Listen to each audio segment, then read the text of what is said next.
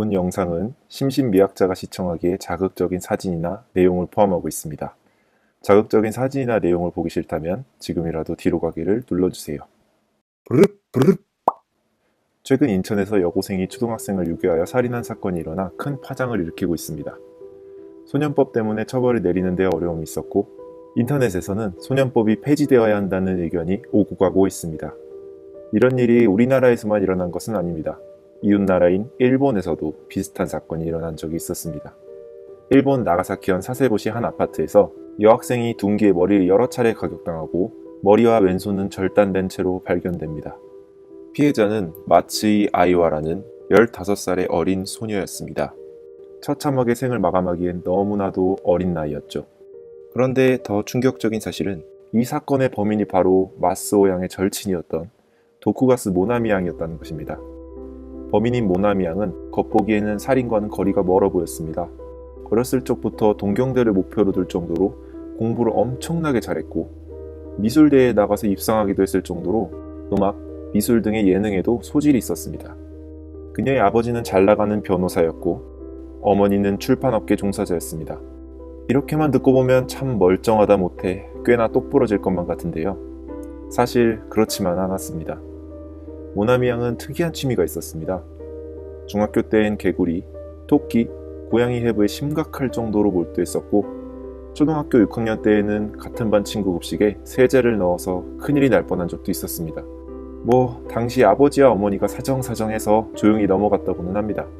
그 이후 조용히 지내는가 싶었습니다만 중학교 3학년이 되는 해에 그녀가 따르던 어머니가 암으로 사망하고 아버지가 재혼을 하게 되면서 모나미는 정신적으로 타격을 받게 됩니다. 설상가상으로 모나미 양이 부모님으로부터 독립을 하면서 사건은 시작됩니다. 이 사건의 전말은 이렇습니다. 피해자인 마츠이 양은 모나미 양과 중학교 때부터 절친이었습니다. 사건 당일 마츠이 양은 오후 2시경 친구네 집에 놀러 간다고 부모님께 말하고 집을 나섭니다. 그리고 마츠이 양은 오후 6시 40분경 이제 집에 돌아가겠다고 어머니께 메일을 보냈습니다. 하지만 밤이 되도록 마츠이 양은 집으로 돌아오지 않았고 이를 수상하게 생각한 그녀의 부모님은 경찰에 신고를 하게 됩니다.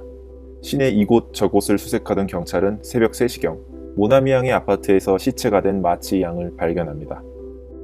마츠이 양은 침대에 손과 발이 묶여 있었고 머리는 망치로 수차례 맞아 형체를 겨우 알아볼 정도였으며 목과 왼손은 톱으로 잘려져 있어 겨우 붙어 있었다고 합니다. 현장에서 모나미 양은 제가 죽였습니다. 살인을 해보고 싶었습니다. 해부를 해보고 싶었습니다 라고 말하며 오히려 당당한 모습을 보였다고 합니다. 이 소식을 알게 된 일본 열도는 경악에 빠지게 됩니다. 인터넷에는 이 문제로 들끓었습니다. 지금의 우리처럼 말이죠. 어떻게 15살밖에 안 된 아이를 재혼하자마자 독립시키냐. 어렸을 적부터 문제가 있었는데 방치한 건 대체 무슨 생각이었나. 책임의 화살은 아버지를 향하고 있었습니다. 모나미 양의 아버지는 유가족들에게 고개 숙여 연신사죄했지만 여론의 열기는 식지 않았습니다. 며칠 뒤 모나미 양의 아버지는 모나미를 독립시킨 이유를 밝히게 됩니다.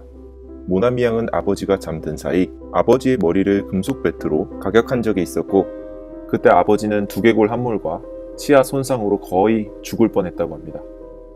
그래서 그는 모나미 양과 정신과 진료를 보게 되는데 그때 의사는 모나미 양의 아버지에게 같이 살다간 다음번에 정말 죽을 수도 있다. 잠시 떨어져 지내는 것이 좋겠다. 라고 모나미 양과의 분리를 권유했습니다. 이후 모나미는 독립을 하게 되고 2개월 후 사건이 발생하게 된 것입니다.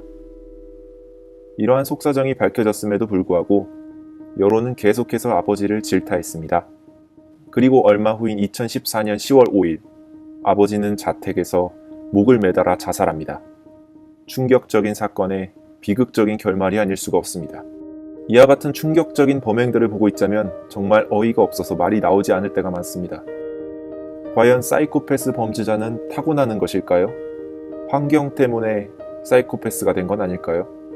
그것도 아니면 그들이 그렇게 행동할 때까지 방관했던 사회의 잘못일까요? 저도 참 결정을 내리기가 어려운데요. 여러분의 생각은 어떠신가요? 사이코패스는 정말 타고나는 걸까요?